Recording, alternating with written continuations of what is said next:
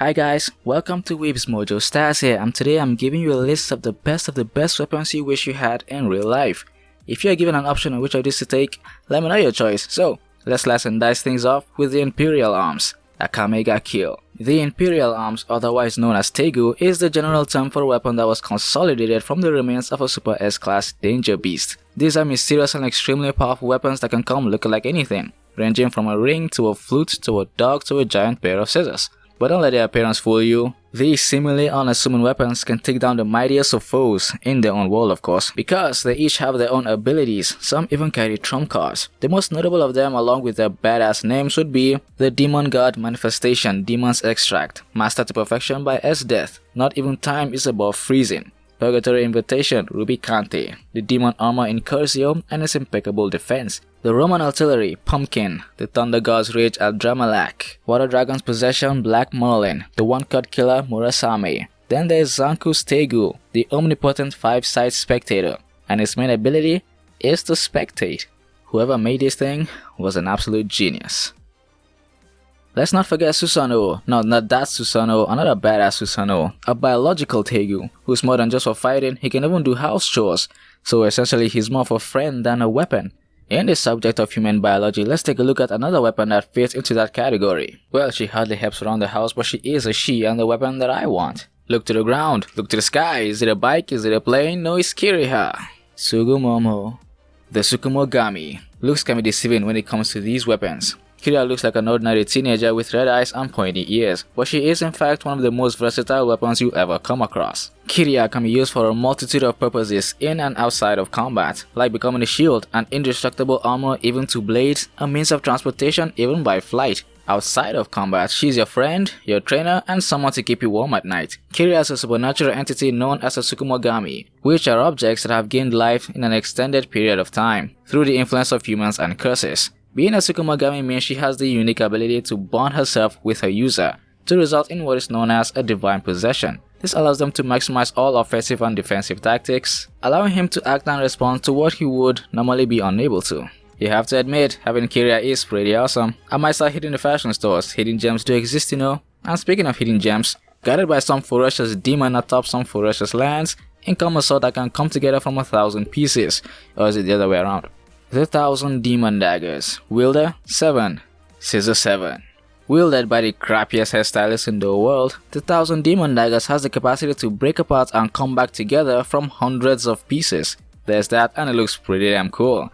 The sword is a hidden gem because in an ordinary person's hands, it's just a shattered up piece of steel that can't even do much. But in a master's hands, it becomes an incredibly versatile weapon that can't even be blocked. Its detached pieces is enough to form a shield strong enough to withstand the force of giant falling meteoric prayer beads. It might not sound like much, but seeing how much weight they carry behind them, I'm inclined to disagree. Here's a question for you. How many of you would refuse to go to school if your uniform can become a force of nature? And such uniforms is what we're talking about now.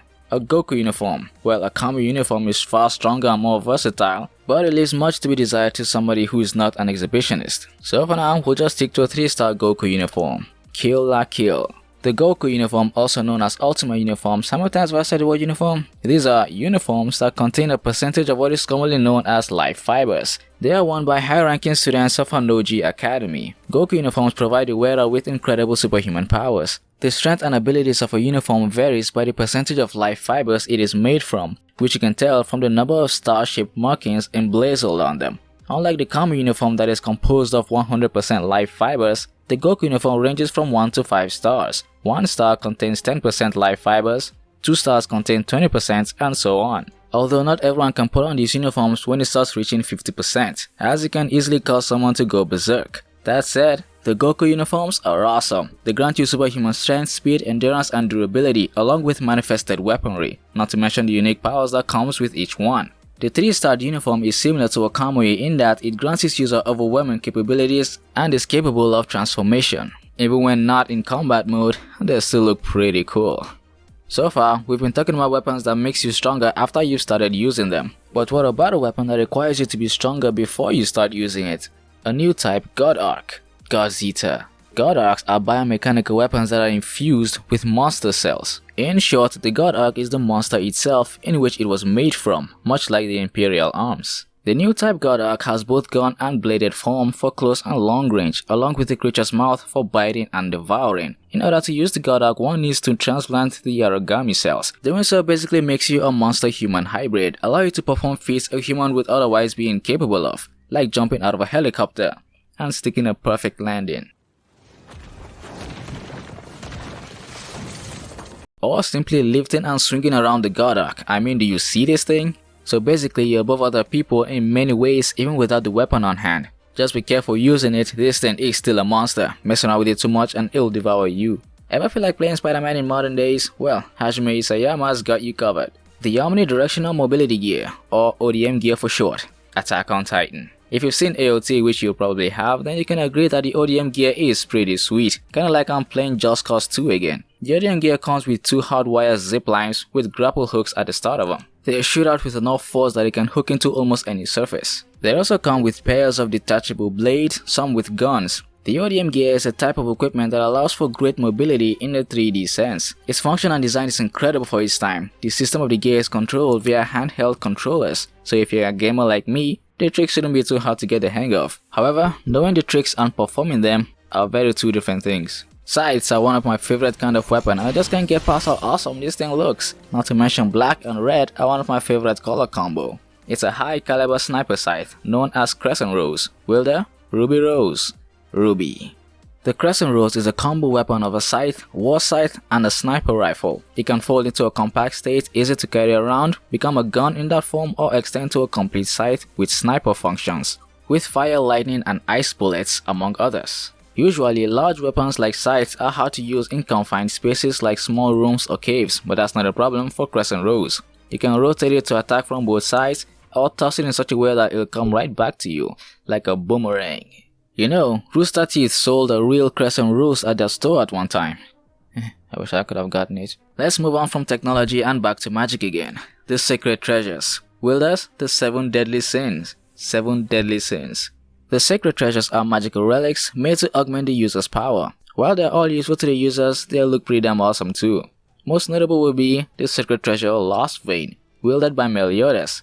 The Lost Vein is a contestant battle short sword with the ability of cloning. If I could clone myself, I'm sure I'll know what to do with every single one of those clones.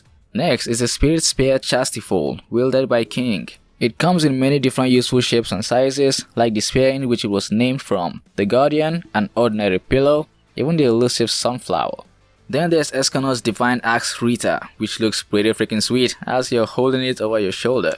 It's going to give you a neck cramp, but hey, if you can get one of these in real life, who cares? If there's anything more than a sword changing shape, it's a sword changing weight and shape. That is the Gravity Blade, wielder Tota Konoe, UQ holders. The Gravity Sword is a magical blade in service to Tota Konoe. It is a sword of all black with a dial on the side, labeled heavy and light. Turn the dial toward heavy for powerful attacks and toward light for precise and quick attacks. Aside from this, the blade is sentient and capable of communication, and it can also change its shape. This wasn't displayed in the anime though. Speaking of sentience and communication, there's another weapon that fits into that category. A Zanpacto, a blade manifested from its owner's soul, Bleach. The Zanpacto is a soul-cutting blade linked to oneself. It looks like a normal katana, a Japanese sword. However, the Zanpacto is not just an ordinary piece of steel, because there's the Shikai and then there's the Bankai. Oh, the Bankai. How many of you would just love to say the word?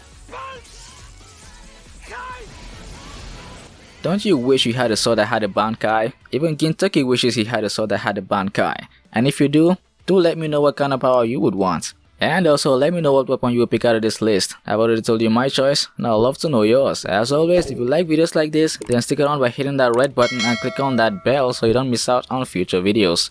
Cause I hope to see you there.